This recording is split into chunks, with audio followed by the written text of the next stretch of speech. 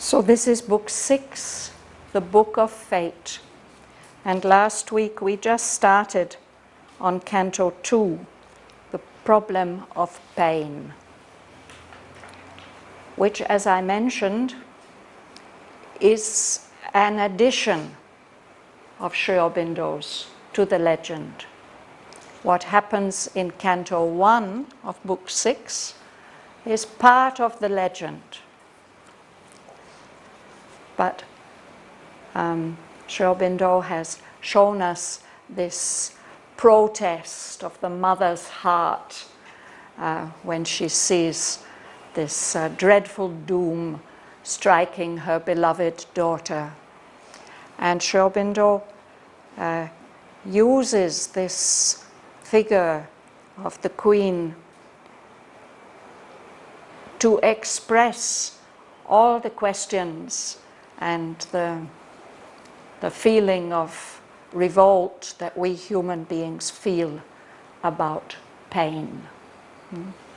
So where we are reading now, it is the Queen's speech. She is challenging Narad.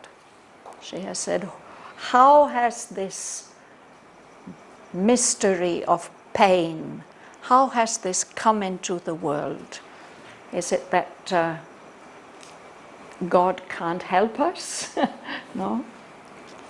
And now she's describing all the ways that human beings suffer. And particularly at the moment, she's speaking about our body. She says our body is so cunningly made, and yet for all the parts of our body, it's as if its particular way to suffer, its particular way to die, has also been created for it. And she says, this is the sign and stamp of our humanity, that we have to die and that we suffer in our bodies. So she's continuing with that. I will read about a page and then we'll go back to the beginning and look at each sentence in turn.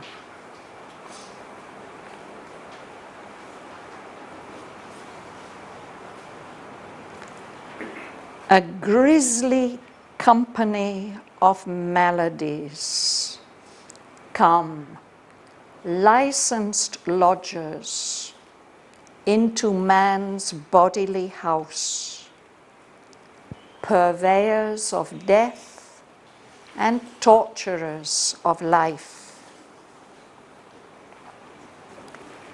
In the malignant hollows of the world, in its subconscious cavern passages, ambushed they lie, waiting their hour to leap, surrounding with danger the sieged city of life. Admitted into the citadel of man's days, they mine his force and maim or suddenly kill. Ourselves within us, lethal forces nurse. We make of our own enemies our guests. Out of their holes like beasts, they creep and gnaw the chords of the divine musician's lyre, till, frayed and thin, the music dies away, or crashing snaps with a last tragic note. All that we are is like a fort beset. All that we strive to be alters like a dream in the grey sleep of matter's ignorance. Mind suffers, lamed by the world's disharmony and the unloveliness of human things. a treasure misspent or cheaply, fruitlessly sold in the bazaar of a blind destiny. A gift of priceless value from time's gods, lost or mislaid in an uncaring world. Life is a marvel missed, an art gone wry, a seeker in a dark and obscure place, an ill-armed warrior facing dreadful odds, an imperfect worker given a baffling task, an ignorant judge of problems ignorance made.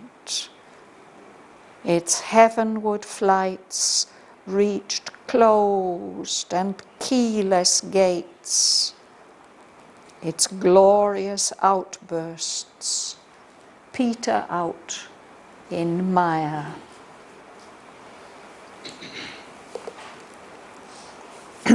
So let's have a look at each of these sentences one by one. Would you begin? Yes.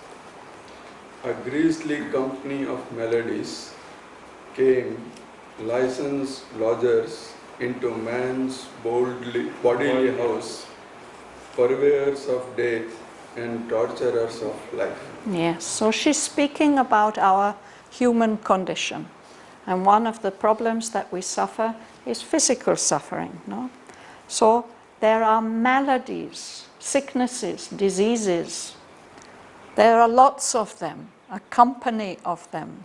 And she says they are a grisly company, horrible, gruesome company of maladies. And they can come into our house. Very often when Sri Aurobindo speaks about our house, he means our body. So these sicknesses can come. They are licensed lodgers. They are allowed to come and lodge in our house, in our body. And they are purveyors of death. They bring death. That's what they supply, a purveyor, somebody who supplies something. And torturers of life. Many of the maladies we get may not bring us death, but they can be very painful. They make life a misery when the body is suffering. Kirit Bhai. In the malignant hollows of the world, in its subconscious cavern passages, ambushed they lie, waiting their hour to leap, surrounding with danger the siege city of life, admitted into the citadel of man's days, they mine his force and maim or suddenly kill. Yes. So where are these maladies hiding? They are hiding in the subconscious, in the lower levels of our consciousness. And in the malignant hollows of the world, there are lower levels of nature that are full of ill will. They don't want the people to flourish. They don't want people to be happy. They don't want evolution to go on. They want to make things as difficult and unpleasant as possible. So there are worlds like that. And these maladies are lurking there, in ambush. You know this word. It's the way that many animals hunt. All the cats, the tigers and the lions, they wait in hiding, and when the prey comes near enough, they jump out. But also it can happen when there's a war or a fight going on. Some people may hide themselves and the soldiers come marching. and then there are people, yes, leaping down. So this is ambushed. So there they are hiding, waiting in ambush, waiting their hour to leap. They are just waiting for some weakness in us in order to attack. So they are surrounding with danger the city of life. They are attacking life all the time. It's as if this life is a city which is under siege. This army of maladies are waiting all around, waiting for the moment when they can attack and overtake the city. And if they can once get in, if once they are admitted into the citadel of man's days, the citadel is the most strongly fortified part of the city, the fort or where the ruler lives. So if they're once let into that strongly guarded part of man's days, that part where we are allowed to live, no? They mine his force. This is a word from medieval warfare, when the cities were surrounded by walls and the army, the attacking army, would come and camp all around the walls. They would attack with rams and arrows, but another thing that they would do is that they would dig down under the walls. No? They'd come in secretly under the walls. Yes? So they mine his force, they weaken our strength, our protection, no? Our immunity, and they maim us, they wound us, or suddenly they kill us. No? Yes, please. Ourselves within us, lethal forces nurse. We make our own enemies our guests. Out of their holes, like beasts, they creep and gnaw. The chords of the divine musician's lyre, till frayed and thin the music dies away. Or crashing snap is the last tragic note. Yes.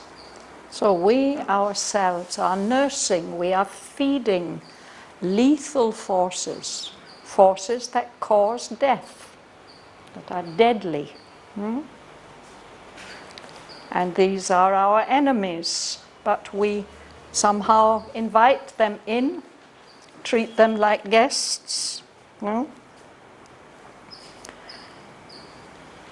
We don't notice them because they come like little mice. They creep out of their holes, no, at night. And he says that our life is like a lyre. It's a beautiful musical instrument with strings on which the poet will tell his poem, sing his, accompany himself to sing his poem. So those melodies, they come and they chew away at the strings until they fray and get thin, and we can't play our life music anymore. And perhaps suddenly, as we're playing, singing and playing, suddenly there's a crash and a snap, and that's the last note, that's the end of our life. It may happen very suddenly. No? People who play stringed instruments like the sitar or the veena, sometimes they're in full swing and poof, it's gone. No? The music is spoiled. Frail means weak, feeble. Yes. Oh, to fray, to fray. A rope that is too old, no, it grows weak. Yes, and then it there are many cords there and they get less and less, and when there are too few, then it snaps. Yeah, gets weak.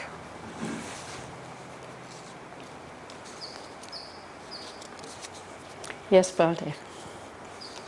All that we are is like a fort beset. All that we strive to be alters like a dream in the grey sleep of matter's ignorance. Yes. So she's saying that everything we are is like a fort which is being beset. This is the same as besieged. There's an army around us ready to attack.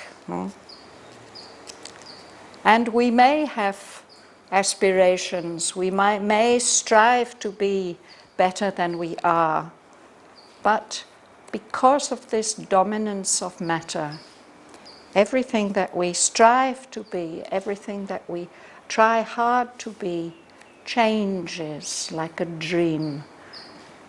Because here we are, our bodies, our whole selves are dominated by this grey sleep of matter's ignorance.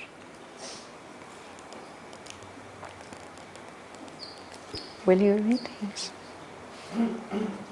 Man suffers lame by the world's disharmony and the unloveliness of human things. The body suffers, the mind also suffers. The mind is lamed. It's as if we've got a broken leg or something is missing, no? We are lamed, the mind is prevented from acting fully and freely because of all the disharmony in the world. And it suffers also because of the unloveliness. It's a very poignant word. Things should be lovely, things should be beautiful in the world, no? But they aren't. There's so much ugliness and things that are unlovely. Yes. Particularly in our human lives, when we look at nature, that seems to be more harmonious. But our human lives are full of disharmony and unloveliness. In the grey sleep of matter's ignorance, Yeah. this grey sleep. Well, ignorance is a kind of grey state. It's not really dark and it's not full of light. It's a kind of grey twilight state. And there are different forms of ignorance, but one is the ignorance that is imposed on us because our mind and all the parts of us are under the domination of matter. So this is a particular kind of limitation. Yes. So he says grey sleep. It's as if we are not fully awake. We can't be fully awake because we live in this material world. Would you read? Our treasure misspent or cheaply, fruitlessly sowed in the bazaar of a blind destiny, a gift of priceless value from time's gods, lost or mislaid in an uncaring world. Continue, yeah. Life is a marvel missed, an art gone dry. You can continue to the end of the sentence. Yeah. A seeker in the dark and obscure place, an ill-armed warrior facing dreadful odds, an imperfect worker given a baffling task, an ignorant judge of problems, ignorance made. Its heavenward flight reach closed and keyless gates. One more line. Yeah, its glorious outward speed routes in mire. Yes. So he's speaking about life. Life is a treasure. But we don't know how to spend this treasure that we've got, that we've been given. We misspend our lives. We don't use them as they truly are meant to be spent. Or we sell them. We sell them in the bazaar. We get things back. No? fruitlessly sold. We sell them and we don't get much for them. As if the world is a kind of market, a bazaar. He says a bazaar of blind destiny.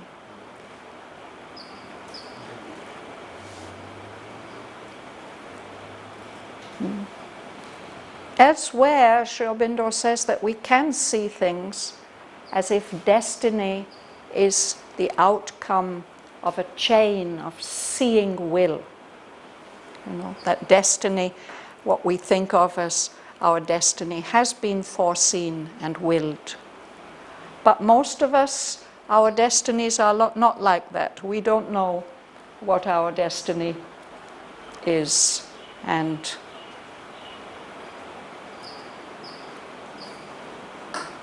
because of that, we can't use our lives properly. We just exchange with other lives in this bazaar. Life is a gift of priceless value that's been given to us by time's gods, the cosmic powers who deal with time, who look after time. But it's like a gift that's lost or mislaid. May not be fully lost, but we don't know where it is, no? In this world which doesn't care about the value of this priceless gift that has been given. So in this way, life, this amazing opportunity of life which is given to us, he says, it's a marvel which is missed. It doesn't get its full significance or its full value. Or it's like a wonderful work of art which somebody sets out to make, an artist, to make a sculpture or a painting. That's how we should think of our lives, actually.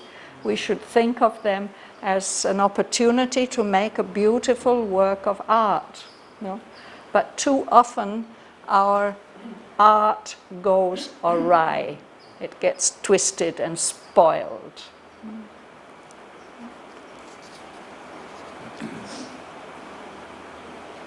So then he says other things about or she says, this is all the Queen, no?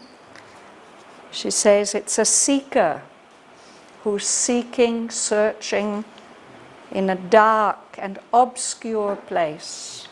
Obscure in the sense that there are many shadows, one can't see clearly, one can't find what one is seeking for. Or it's like a soldier, a warrior, who doesn't have his proper armor and he doesn't have his proper weapons, and he's having to fight against dreadful odds, 1 against 50, you know, it's impossible odds. Or life is like a worker who's been given a task which he doesn't understand. He doesn't know how to do it. No? He's not a very good worker and he doesn't know how to do that task. We can feel like that, no? That, oh, this life that's been given to me, it's too difficult for me. I don't know how to deal with it.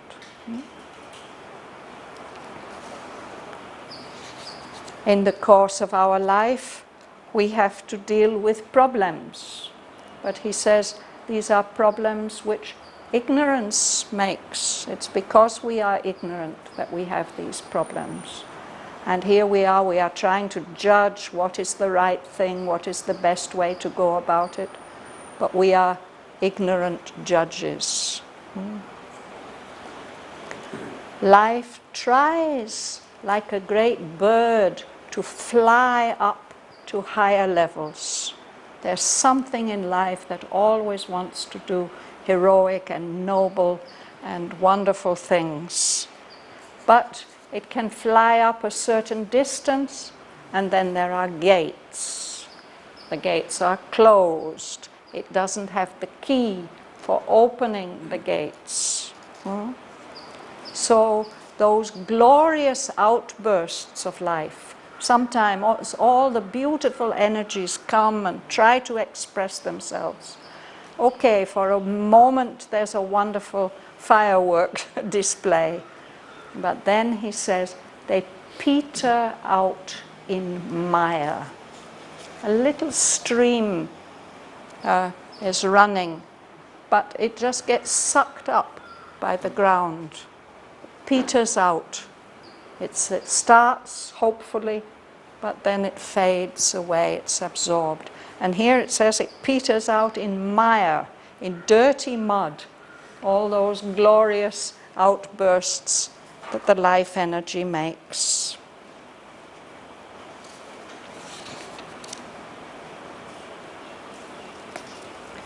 At the back, sir, will you read? On nature's gifts, the man occurs first.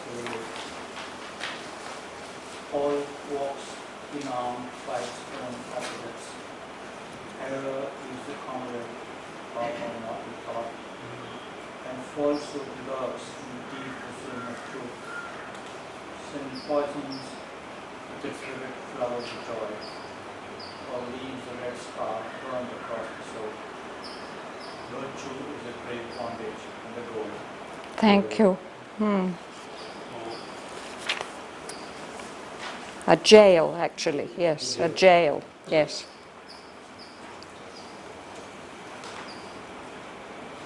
So nature gives certain gifts to man. Life is one of them. All the beauties of the universe. But she says these gifts have come with a curse. There's some misfortune attached to them. And then she describes what is that curse that afflicts the gifts that nature gives to human beings. She says here everything is walking along arm in arm with its opposite. Inarmed, arm in arm. So there's nothing that you can get as itself. If there's happiness, there will be sorrow.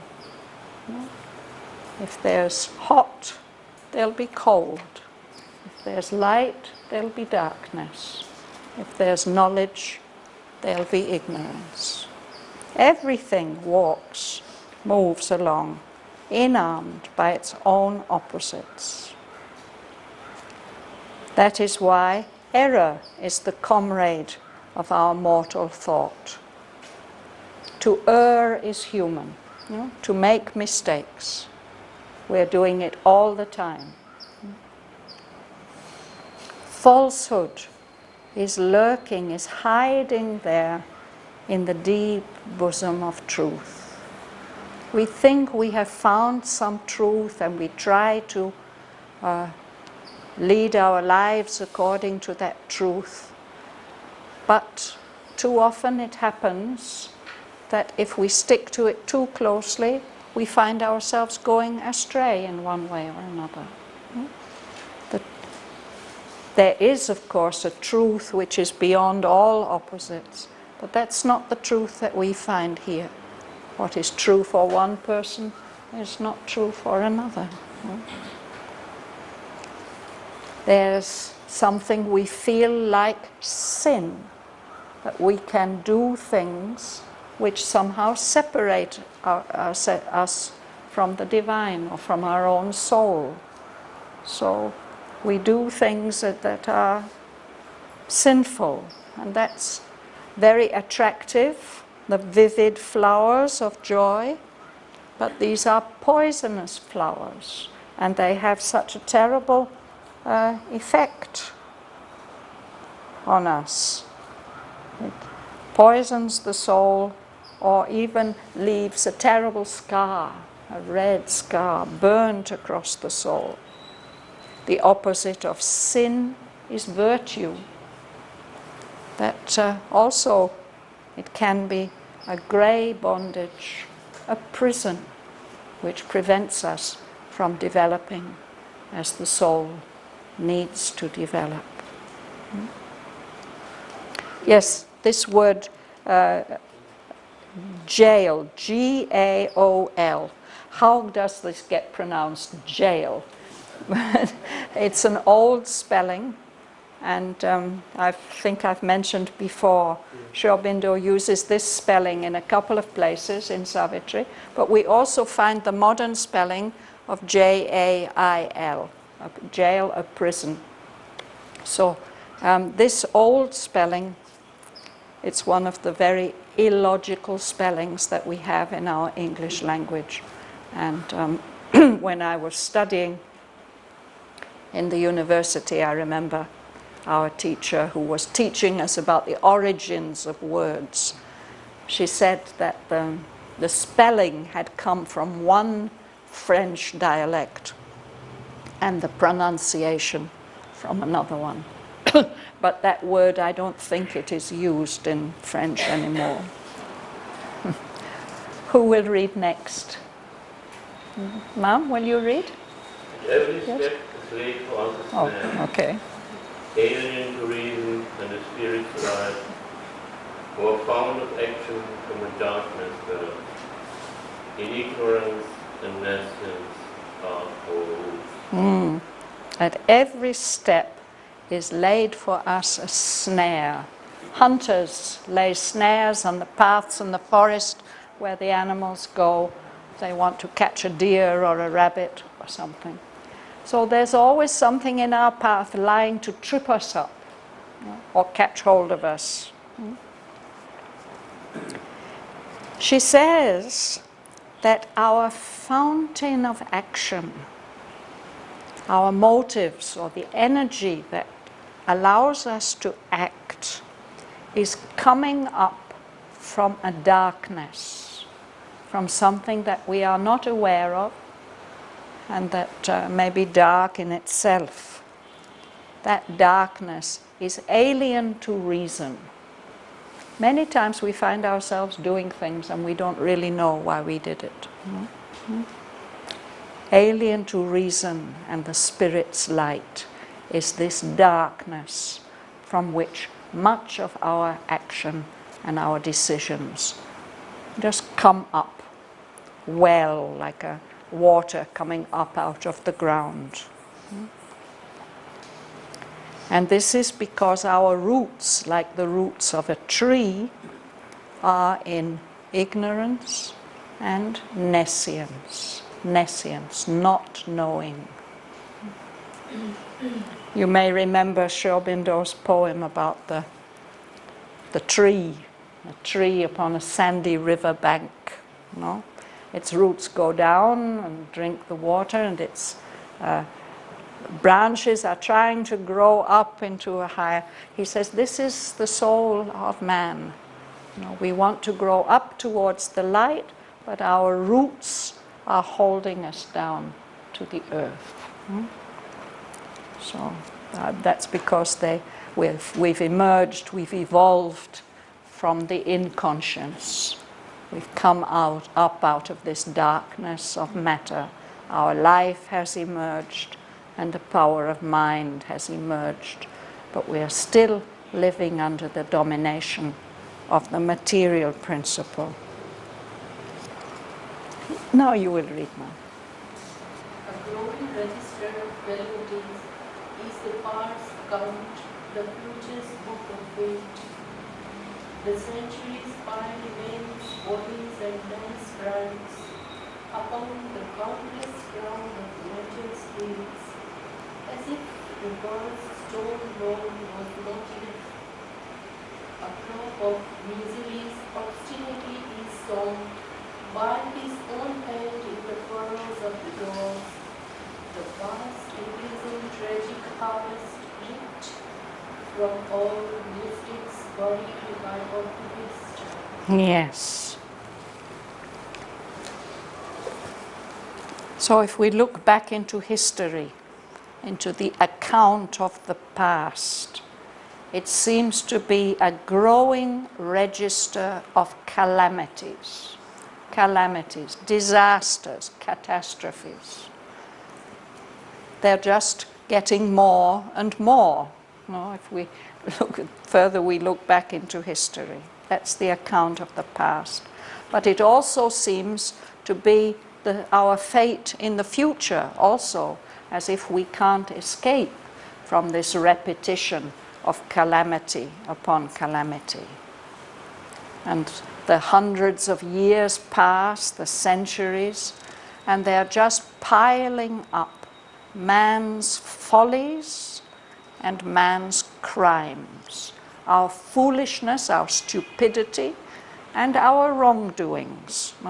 And all that gets piled up on top of all the things that naturally are wrong, the countless crowd of nature's ills. And as if this stone load, this heavy load of matter and all the things that go wrong because of the dominance of matter, as if that's not enough, we human beings are like farmers sowing seeds. We are sowing seeds of misery. We ourselves, this is what you were talking about, without knowing it even, we are scattering the seeds which are going to bring us suffering in the future. The gods plow in front of us the lines that we follow in our lives, and there we are sowing these seeds of future misfortune, of misery.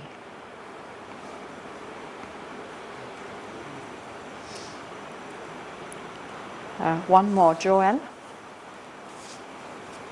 He walks by his own choice into hell's trap. This mortal creature is his own worst foe. Yes. This happens to us, We make wrong choices and find ourselves in disastrous situations. We walk by our own choice into this trap of hell and suffering. So she concludes that this mortal creature, this human being, is his own worst foe, his own worst enemy.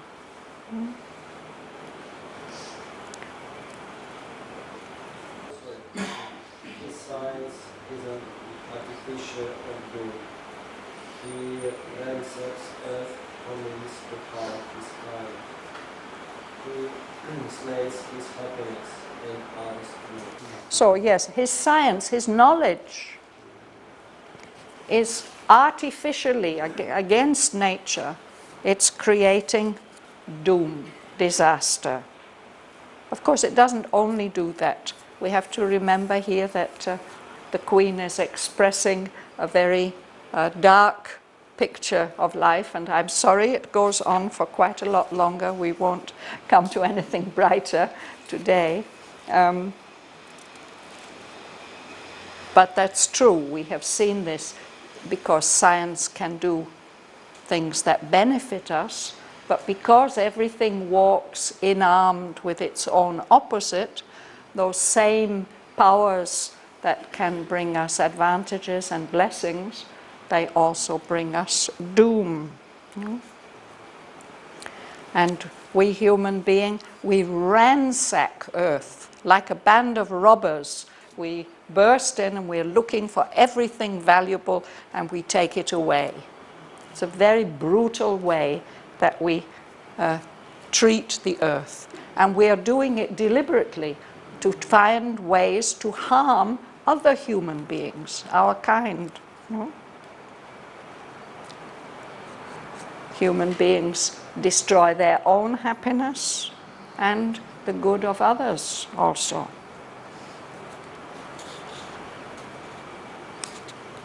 I've forgotten your name, dear, but you will read. Yes. Nothing has he known from time and its history, even as of old in the raw youth of time, when earth ignorant ran on the highways of greed, old forms of evil cling to the world's soul. War making known the sweet, smiling calm of life. Battle and rapine, ruin and massacre are still the fierce pastimes of man's fallen tribes. And it later destroy what centuries made. His wanton rage of frenzied hate lays low. The beauty and greatness by his genius rule, and the mighty output of the nation's toil. Yes.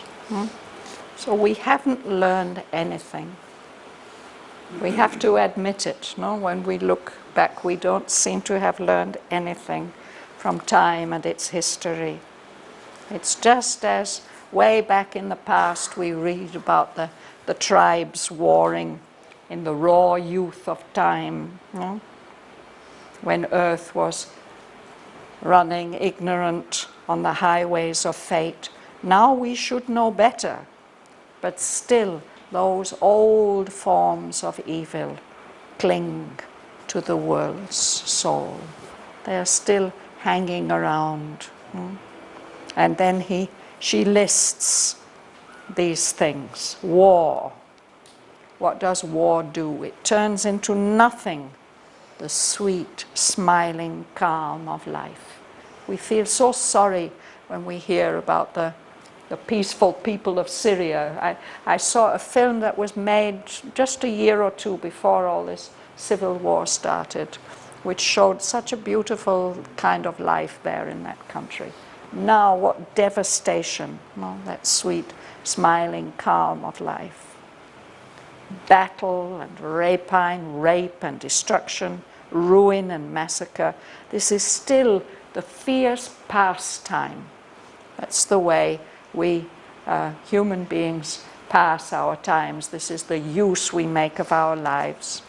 All the warring tribes of man. We line ourselves up in tribes and fight against each other. And we can remember that Sri Aurobindo was writing these lines at the time of the last World War, Second World War. And especially we seem to see that in this next part, these next lines. An idiot hour destroys what centuries made. The British bombing on Dresden destroyed one of the most beautiful cities in the world.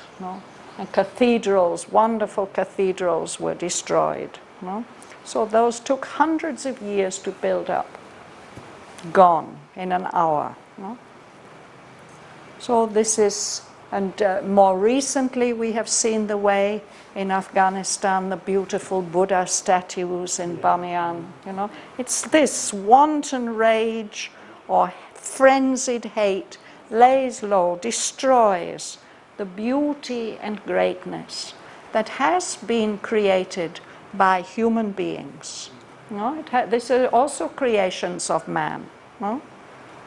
And the mighty output of a nation's toil. Sometimes whole nations are destroyed.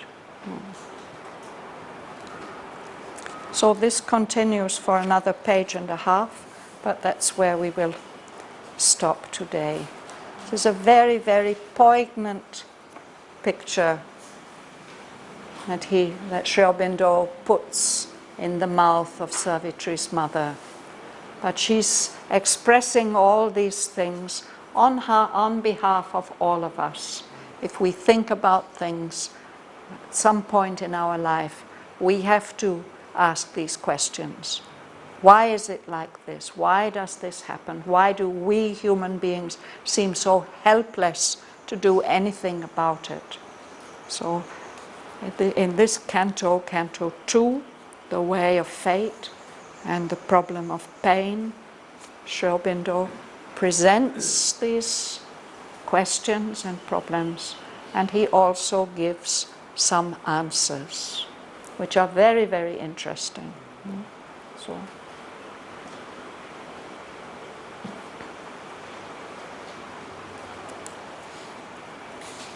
So in our classes, we close by reading the same lines together. Shall we do that now?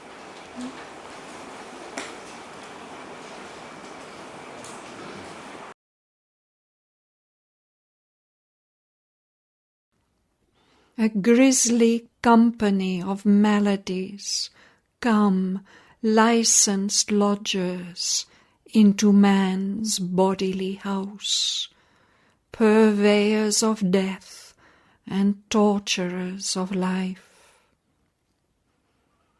In the malignant hollows of the world, in its subconscient cavern passages, ambushed they lie, waiting their hour to leap, surrounding with danger the sieged city of life.